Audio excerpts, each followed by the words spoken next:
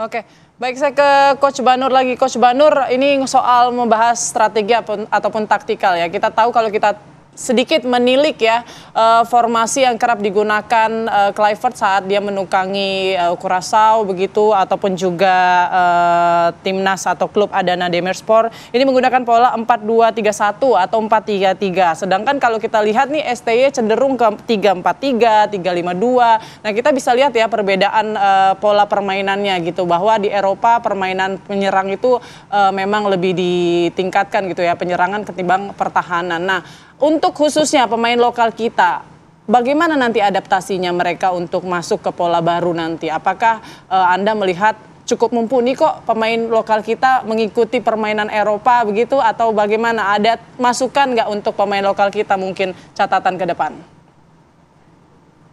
Ya artinya gini Mbak, Patrick ini tidak akan merubah total cara main karena waktunya sangat mepet sekali. Yang langkah pertama saya pikir koordinasi bicara dengan pemain-pemain diaspora yang ada. Kalau soal cara main atau sistem off play 3-4-3, 4-2-3-1 dan sebagainya, saya pikir itu tinggal pengertian daripada para pemainnya untuk memainkan pola itu.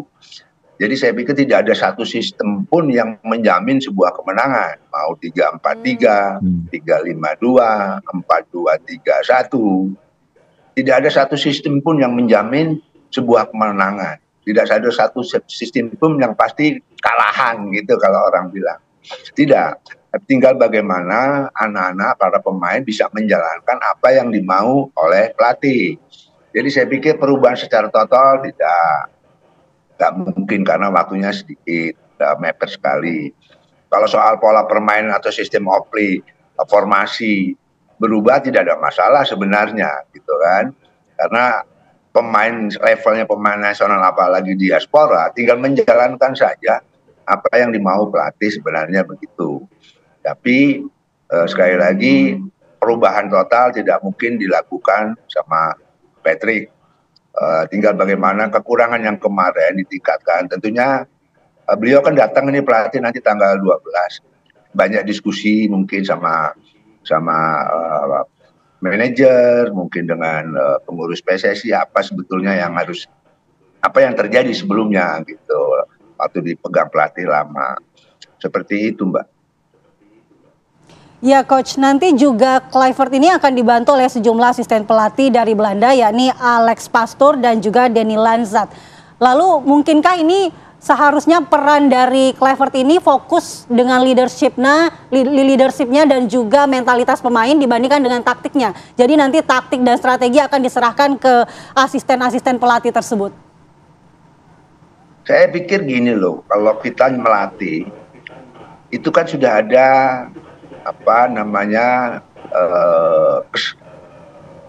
rapat pertemuan dengan asisten pelatih, apa maunya head coach ya. Di situ kita diskusikan tentunya dengan masukan-masukan dari para asisten itu. Jadi apa yang akan dilakukan nanti itu sebuah kerjasama antara head coach dengan asisten-asisten itu.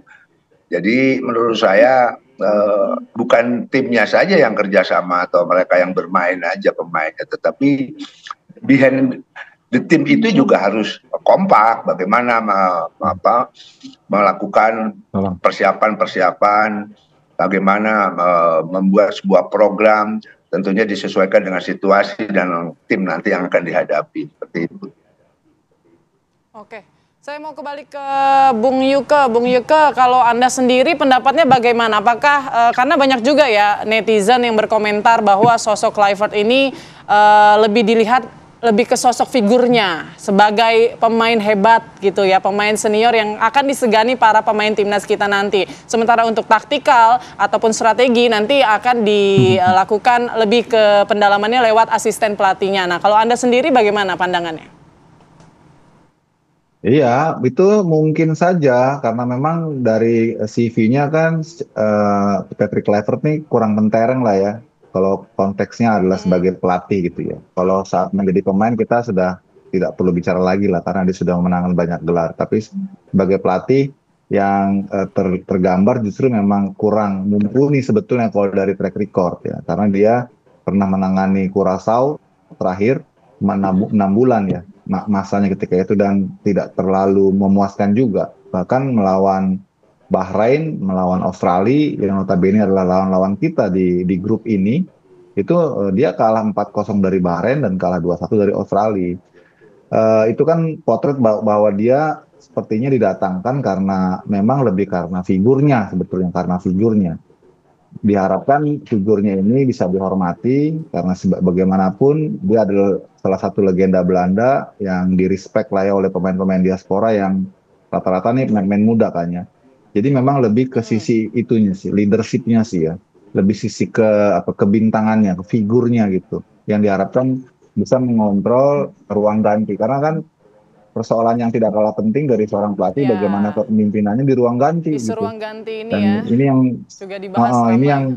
yang kemarin itu menjadi titik lemahnya STI atau menjadi kekurangannya STI karena dia tidak bisa melebur dengan kultur mayoritas pemain-pemain diaspora asal Eropa gitu ya, dengan kultur dia dari Asia Timur yang kelihatannya nggak match gitu ya, agak kaku, kurang humanis misalnya gitu ya, membuat akhirnya pemain Eropa ini rasanya kurang nyaman gitu ya, apalagi kalau diskusi tentang taktikal kan agak sulit.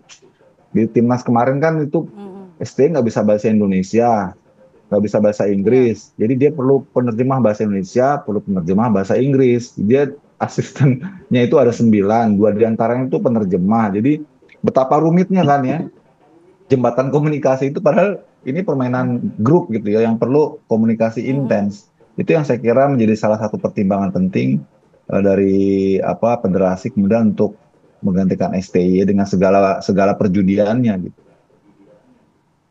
Iya, Bung Yuke, kalau memang satu kendala sudah disingkirkan yakni masalah komunikasi karena ini sudah sama-sama pemain Belanda begitu, lalu apakah ini membuka peluang lebih besar untuk bisa lolos ke Piala Dunia 2026 kalau kita berbicara kalkulasi kemungkinan ya, Bung? Nggak ada yang jamin ya, nggak ada yang jamin. Cuman saya kok melihat nih Pak Erik ini memainkan intuisinya sebagai pebisnis ya.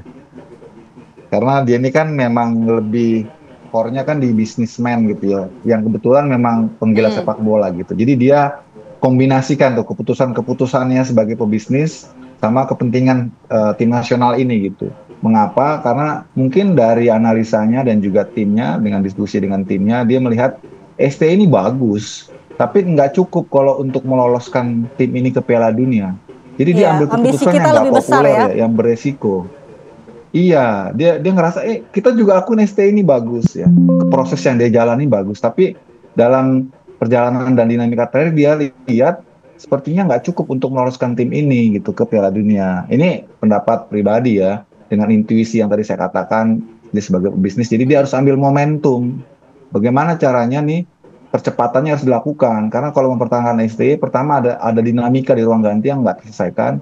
Kedua, mungkin saja taktikalnya akan mudah dibaca lawan karena dari laga-laga yang sudah kita lewati itu mudah sekali dibaca, apalagi dia berganti-ganti ini kan strategi kan. Itu yang kelihatannya menurut Pak Erik nih kayaknya nggak bisa nih kalau ini terus-terusan gitu ya. Jadi dia ambil langkah yang nggak populer karena dia pikir kan kalau pebisnis itu kan pasti ada feeling juga kan, termasuk saat interview dia kenapa Pak Erik katakan dilakukan di tanggal 25 Desember itu saat Natal, dia mau lihat bagaimana komitmen seseorang yang ingin serius gitu menangani timnas. Ternyata Patrick datang gitu ya, walaupun sempat ada cibiran-cibiran juga, Natal aja ditinggalin gimana timnas gitu misalnya ya.